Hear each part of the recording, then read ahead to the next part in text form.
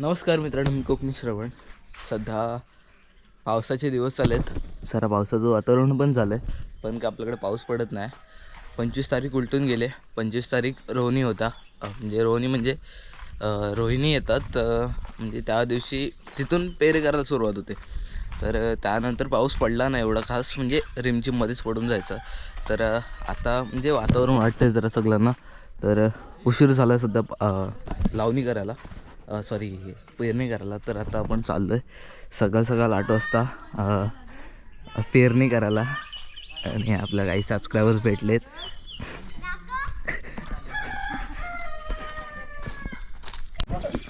पप्पा ट्रॅक्टर घेऊन गेलेत. मला थोडा उशीर झाला कारण की ट्रायपॉड वगैरे जे माउंट वगैरे आहेत ते भेटत नव्हते, ते शोधले. आणि आता खाली पप्पा ट्रॅक्टर घेऊन गेलेत आणि दीदी, मम्मी आणि मी आणि काही आपले सबस्क्रायबर अशा आपण चाललो आता शेतामध्ये. बरेच जणांचं झालं आहे नांगरून हे बघा. म्हणजे ज्यावेळेस रोवणी असतात त्यावेळेस पेरणी करायची असते, म्हणजे 25 तारखेनंतर केव्हाही, म्हणजे त्या आसपास त्या 25 तारखेच्या तेव्हा रोहिणी येतात, म्हणजे पावसाळा सुरुवात होते. तर अजून काय पाऊस नाही पडला म्हणून आत्ता पण चाललो आहे. पाऊस पडला पाहिजे. वातावरण दररोज होतं आहे पण पाऊस काही एवढा पडत नाही आहे. थोडासा रिमझिम पडून जातं, बस तेवढंच करतं आहे. नाहीतर या टायमिंगला म्हणजे गेल्या वर्षी 15 तारखेनंतर खूप पाऊस पडला होता. जास्त सुरुवात तेव्हापासून झाली होती. नंतर मग लावणीच्या वेळेस मग एवढा पाऊसच नाही पडला.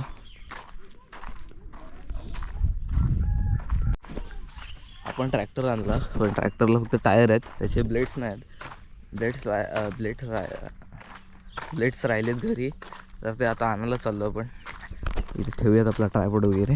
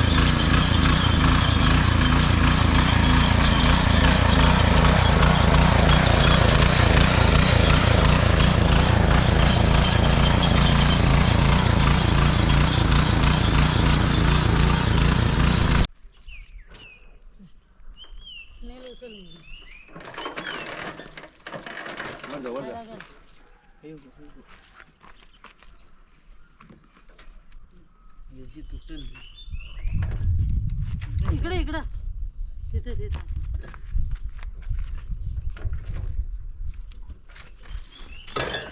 बाजूला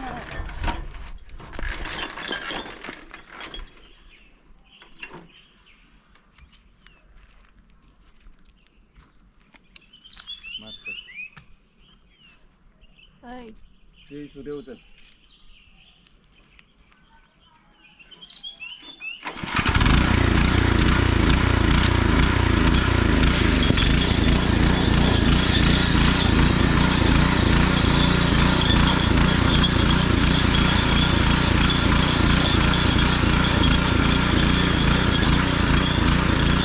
या ठिकाणी पेरणी केली आहे, म्हणजे या ठिकाणी भात पेरला आहे आणि त्याच्यावर नांगरला आहे. जेवढंही कालं दिसतं ते भाजवून करून त्याच्यानंतर मग पेरणी करून त्यानंतर मग असं खदलं आहे.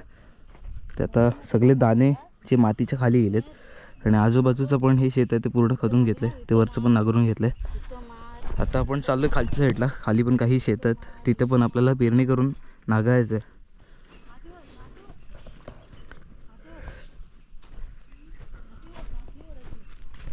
तर आता इथे पेरणी केली जाते भाताची. असा भात सगळीकडे पसरला जातो, जिथे भाजवून केली आहे त्याच ठिकाणी.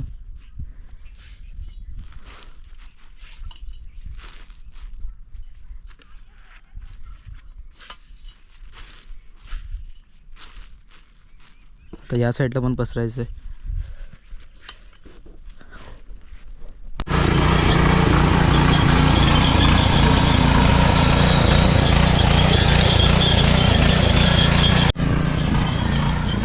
या ठिकाणी भात या ठिकाणी भात पेरून नांगरून झालं. आता त्याच ठिकाणी बाजरी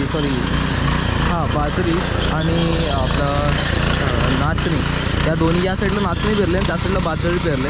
तर ते दोन्ही पण आता ते नांगरलं जातं आहे. या शेतांमध्ये नाचणी असते. गेल्या वर्षी ते भात केला होता, परंतु जास्त प्रमाणात झाली नव्हती ती नाचणी, म्हणून या ठिकाणी एवढ्या छोट्याशा भागाला नाचणी केली होती. नाचणी करणे म्हणजे भातापेक्षा थोडंफार कठीण असतं, कारण की भात आहे ना तो डायरेक्ट आपण चिखल करून लावू शकतो.